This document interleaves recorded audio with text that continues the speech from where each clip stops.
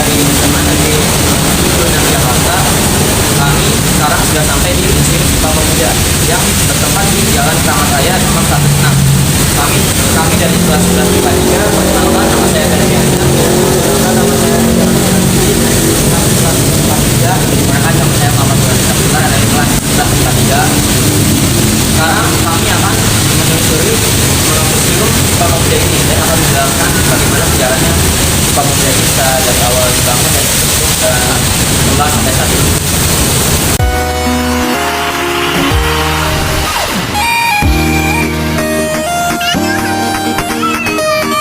Sejarah hidup Museum Sumpah Pemuda.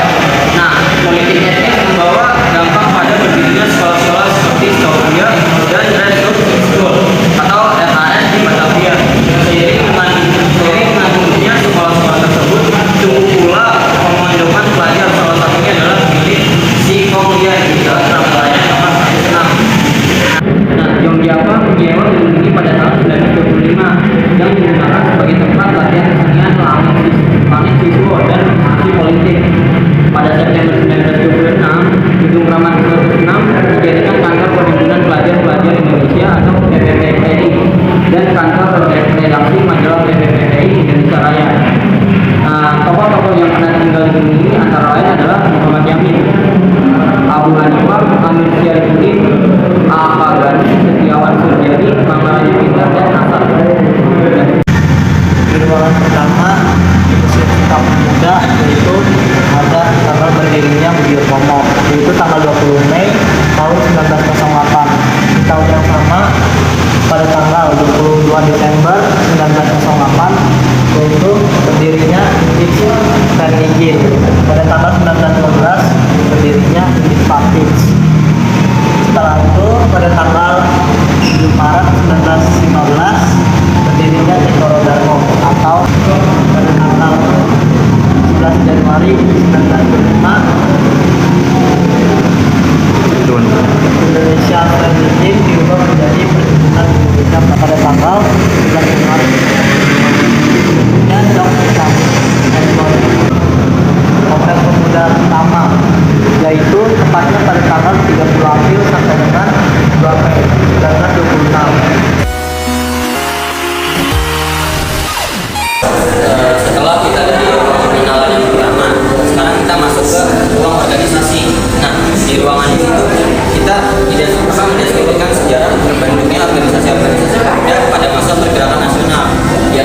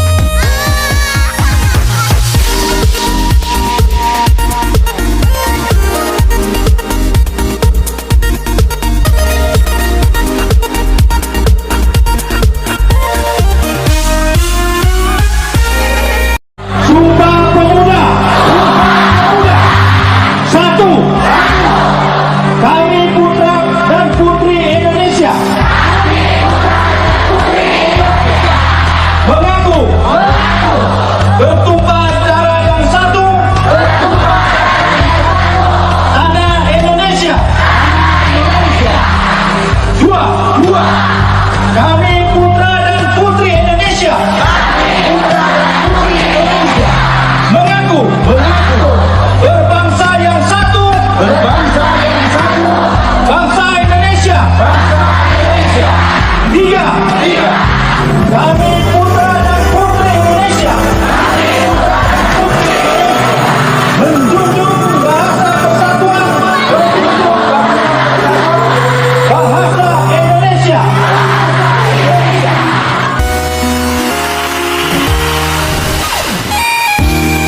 Ini adalah gambar kongres kedua.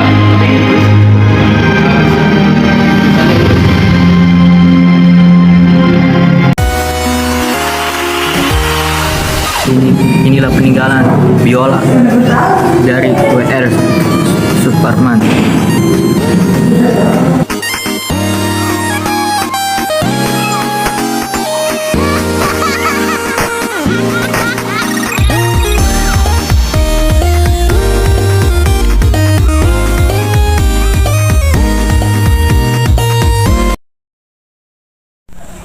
Sekarang kita sudah sampai di Museum Kebangkitan Nasional.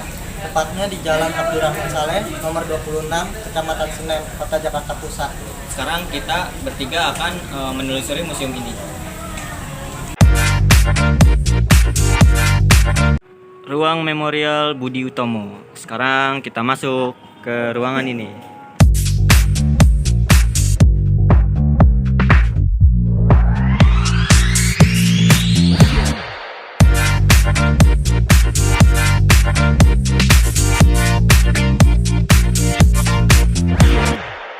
Ditunjukkan ada ragam pendidikan di Indonesia, ada sekolah rendah Eropa, ada sekolah menengah, gimnasium, sekolah dasar kelas 1, sekolah pendidikan murid, sekolah kepala atau raja, dan pemerintahannya juga memberikan sekolah kejuruan.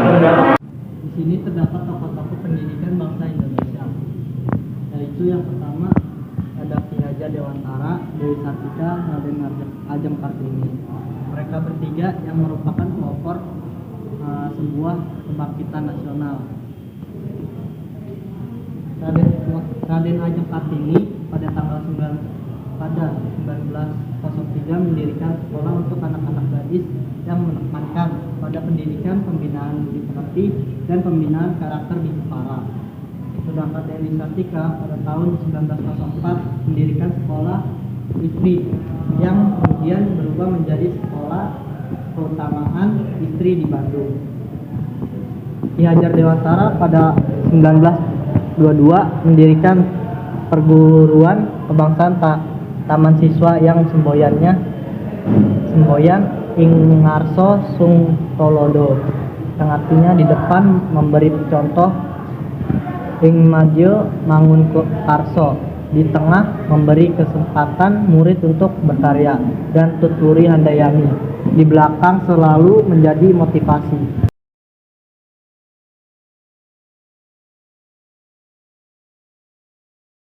Kebangkitan nasional dilatar belakangi karena adanya Budi Utomo. Pendiri Budi Utomo adalah seperti yang saya Sutomo, didirikan oleh dia pada tanggal 20 Mei tahun 1908. Budi Utomo sendiri masih bersifat kedaerahan atau lokal. Yang melatar belakangi berdirinya Budi Utomo karena keprihatinan terhadap bangsa Indonesia, karena ada diskriminasi terutama dalam bidang pendidikan. Budi Utomo adalah tonggak kebangkitan bangsa Indonesia yang pada akhirnya diwujudkan adanya Sumpah Pemuda. Setelah berdirinya Budi Utomo, kemudian muncullah organisasi kebangkitan nasional, yaitu seperti unit partai,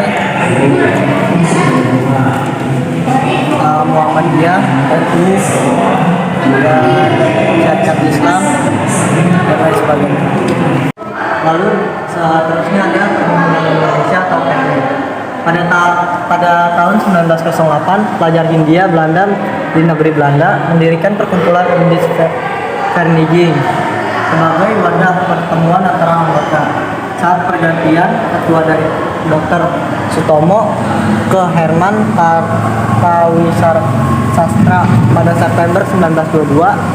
Unit Vereniging diubah menjadi Indonesia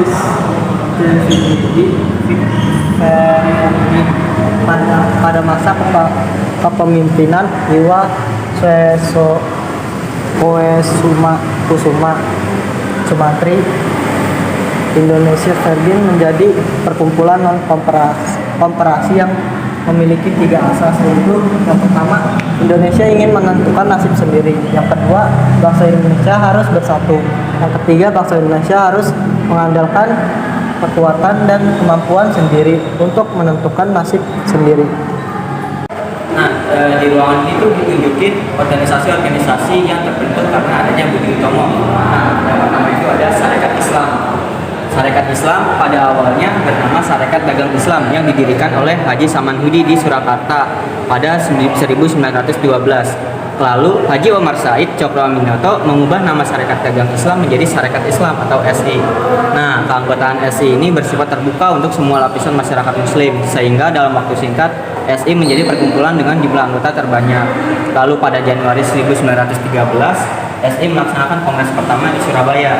Perkembangan SI menarik perhatian Sneflit untuk melakukan infiltrasi dengan mendekati tokoh-tokoh muda SI seperti Semaun, Darsono, Tan Malaka, dan Alimin Prawirodjo Dirjo. Nah, hal ini menyebabkan SI pecah menjadi Si Putih yang dipimpin oleh HOS Cokroaminoto dan Si Merah yang dipimpin oleh Semaun. Kongres Budi Utomo. Jadi Kongres Budi Utomo yang pertama itu berlangsung pada 3 sampai 5 Oktober tahun 1908 di Quick School, Sekolah Pendidikan Guru, Yogyakarta. Nah, kongres yang dihadiri oleh 3 orang peserta ini berhasil memilih kepengurusan Budi Utomo yang baru bersusunan sebagai berikut. Ada ketua yaitu R.A. Tirto Kusumo, wakil ketuanya Dr. Wahidin Sudiro Husodo, ada sekretaris 1 MNG Dwijo Sewojo, ada sekretaris 2 R. Sosro Sogondo, dan sekretaris 3 dan bendahara RMP Gondo Atmojo, ada komisaris Dr. Jipto Mangunkusumo R, dan Jaja Subrata, dan RMP Sujodiputro. Ketua Budi Utomo. Nah, di sini bisa dilihat yang pertama itu ada bendahara Tirto Kusumo, yang kedua ada Pangeran Aryo Noto Dirojo, yang ketiga ada Rajiman Widjodiningrat, yang keempat ada Raden Mas Aryo Sorjo Suparto, yang kelima ada Raden Wijo Sewojo, dan yang keenam ada Raden Mas Aryo Widjodiningrat. Tadi gini aja. Budi Utomo Ibu Mutian. Lahirnya Budi Utomo pada 20 Mei 1908 menjadi hari kebanggaan kesadaran rakyat untuk bersatu dalam persatuan berbeda, yaitu bangsa Indonesia. Lahirnya semangat kebangsaan menjadi tanda munculnya perjuangan cara baru untuk mengusir penjajah. Perjuangan yang bermula lebih mengadili kekuatan fisik diganti dengan kekuatan pikiran. Budi Utomo didahului menjadi ibu perhimpunan bagi organisasi pergerakan nasional karena sebagai kelahirannya pendiri dari organisasi pergerakan dengan corak beragama. Budi Utomo berhasil membangun kesadaran rakyat untuk terus berjuang dan bersatu, masa kesadaran demi mewujudkan kebangsaan yang sejahtera dan mulia.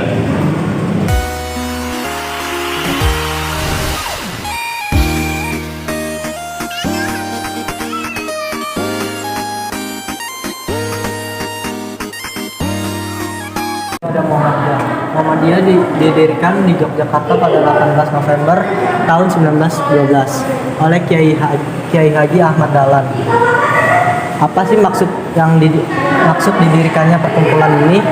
Yang pertama itu memajukan dan menggembirakan pengajaran dan pelajaran agama di Hindia Belanda. Yang kedua, memajukan dan menggembirakan kehidupan sepanjang kemauan agama Islam kepada Lydia. Muhammadiyah memiliki cita-cita yaitu membebaskan umat Islam dari keterbelakangan dan membangun kehidupan yang berkemajuan melalui tajdid atau pembaruan. Sudah berada di ruang pengajar Stovia. Ruang pengajar Stovia. Pengajar Stovia itu berjumlah 12 orang yang biasanya dibantu oleh asisten pengajar yang berasal dari lulusan pelajar Stovia terbaik. Setiap tahun pengajar Stovia mengalami perubahan karena ada yang mendapatkan hak cuti untuk pulang ke belakang.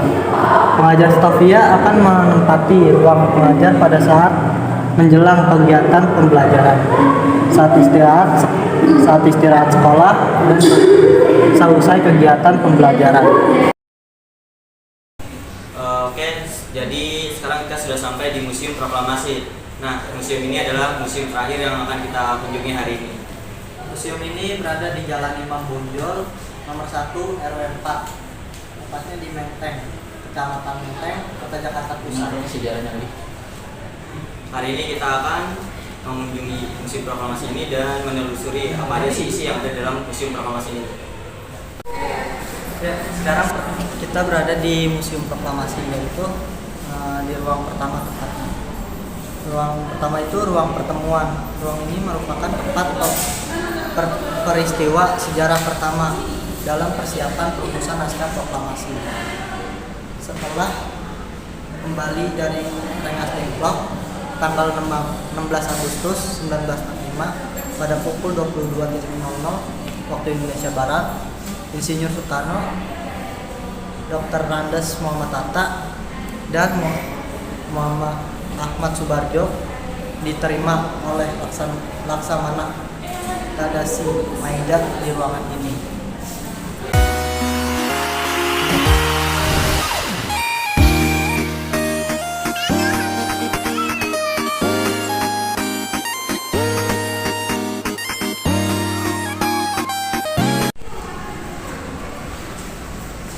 Sekarang kita berada di ruangan kedua, yaitu ruangan perumusan naskah proklamasi. Ruangan ini merupakan tempat dirumuskannya naskah proklamasi. Di sini hari menjelang pukul 03.00 waktu Indonesia Barat, Insinyur Soekarno, Dr. Muhammad Hatta, dan Mr. Ahmad Subarjo memasuki ruangan ini untuk merumuskan konsep naskah proklamasi.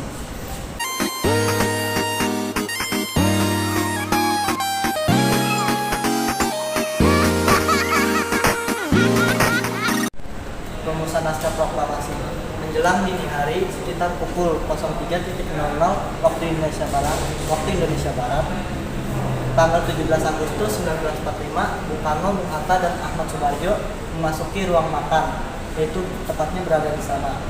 Mereka duduk mengitari meja makan panjang.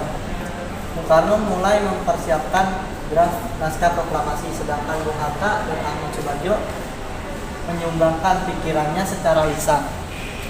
Setelah teks diberi judul proklamasi, dialog pertama yang dihasilkan dari kesepakatan 3 tokoh nasional ini adalah "Kami bangsa Indonesia, dengan ini menyatakan kemerdekaan Indonesia." Kemudian kalimat kedua ditambahkan oleh Bung Hatta berupa pernyataan mengenai pengalihan kekuasaan. Akhirnya selesailah konsep naskah proklamasi dengan beberapa coretan sebagai tanda pertukaran pendapatan dalam merumuskannya. Setelah selesai naskah tersebut dibawa ke serambi muka untuk dibacakan di hadapan para tokoh yang telah menunggu. Nah, sekarang kita berada di ruang 3, yaitu ruang pengetikan. Setelah persetujuan dari hadirin, Insinyur Soekarno meminta Sayuti Malik untuk mengetik naskah proklamasi. Sayuti Malik mengetik naskah proklamasi di ruang bawah tanah, di bawah tangga, ditemani oleh BM Dia.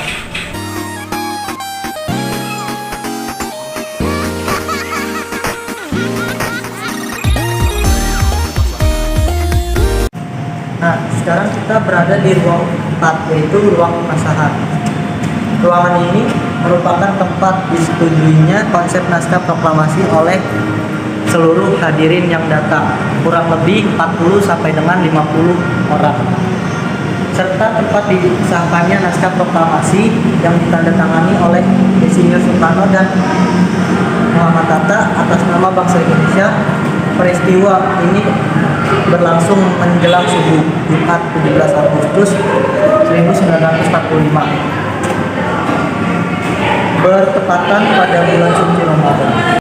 Nah, di sini ada foto-foto para tokoh yang hadir dalam perumusan naskah proklamasi.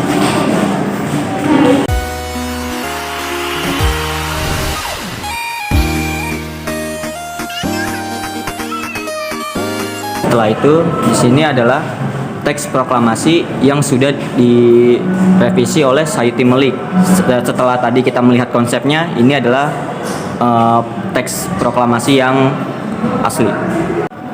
Proklamasi kami bangsa Indonesia dengan ingin menyatakan kemerdekaan Indonesia. Hal-hal yang mengenai pemindahan kekuasaan dan lain-lain diselenggarakan dengan cara seksama dan dalam tempo yang sesingkat-singkatnya. Jakarta, hari TJ 17 bulan 8 tahun 1945 atas nama bangsa Indonesia, Soekarno Hatta. Pengesahan naskah proklamasi. Konsep naskah proklamasi yang telah dirumuskan oleh Bung Karno, Hatta, dan Ahmad Subarjo dibawa ke Serambi Muka menemui para hadirin yang telah menunggu. Bung Karno kemudian membacakan rumusan pernyataan kemerdekaan yang telah dibuat itu secara perlahan-lahan dan berulang-ulang. Sesudah itu beliau bertanya pada para hadirin setuju atau tidaknya terhadap rumusan itu. Menurut Bung Hatta, jawaban dari hadirin adalah gemuruh suara menyatakan setuju. Kemudian diulangi lagi pernyataan oleh Bung Karno. Benar-benar saudara setuju? Jawabannya adalah saya yang itu setuju. Adalah sama yang itu. Nah, walaupun jawabannya sudah disetujui, kemudian sempat timbul pertentangan pendapat mengenai siapa yang akan menandatangani naskah proklamasi tersebut. Akhirnya Soekarno maju ke muka dan dengan suara lantang mengatakan, bukan kita semua yang hadir di sini harus menandatangani naskah. Cukup 2 orang saja yang menandatanganinya atas nama rakyat Indonesia, yaitu Soekarno dan Hatta. Usul itu pun diterima hadirin dengan tepuk tangan dan berseri. Kemudian Bung Karno memerintahkan Sayuti Melik untuk mengetik naskah proklamasi tersebut. Pengetikan dan penandatanganan naskah proklamasi. Pada saat pengetikan, Sayuti Melik melakukan perubahan di Jakarta. Kata tempo menjadi tempo, kata wakil bangsa Indonesia berubah menjadi atas nama bangsa Indonesia. Begitu pula dalam penulisan hari, bulan, dan tahun. Setelah naskah proklamasi selesai diketik, segera dibawa kembali ke tempat hadirin untuk ditandatangani oleh Bung Karno dan Bung Hatta. Bung Karno dan Bung Hatta menandatangani naskah tersebut di atas dialog yang terdapat di bawah tangga ruangan. Jadi pengetikan dilakukan di ruangan bawah tangga dan penandatanganan oleh Soekarno dan Hatta dilakukan di piano ini. Pertemuannya dengan Maeda. Nah, di pertemuannya dengan Maeda itu, Maeda memberitahukan pesan Gun Seikan, pemerintah militer Jepang, kepada rombongan yang pulang dari Rengas Dengklok agar menemuinya. Kemudian mereka dengan ditemani Maeda dan Miyoshi Shunkichiro, juru bicara Angkatan Darat Jepang, berangkat ke Gun Seikan dan bertemu dengan Mayor Jenderal Nishimura Otoshi. Mayor Jenderal Nishimura menjelaskan bahwa pihak Jepang tidak dapat membantu karena telah dapat ada kesepakatan dengan pihak sekutu untuk mempertahankan status quo di Indonesia. Ia juga melarang adanya rapat yang akan dilangsungkan di rumah Maeda. Bung Karno, Bung Hatta, dan Ahmad Subarjo tiba kembali di rumah Maeda sekitar 02.30 waktu Indonesia Barat. Mereka menjelaskan kepada Maeda akan memproklamasikan kemerdekaan Indonesia sekarang juga. Maeda tidak campur tangan dan mengundurkan diri ke kamarnya di lantai atas.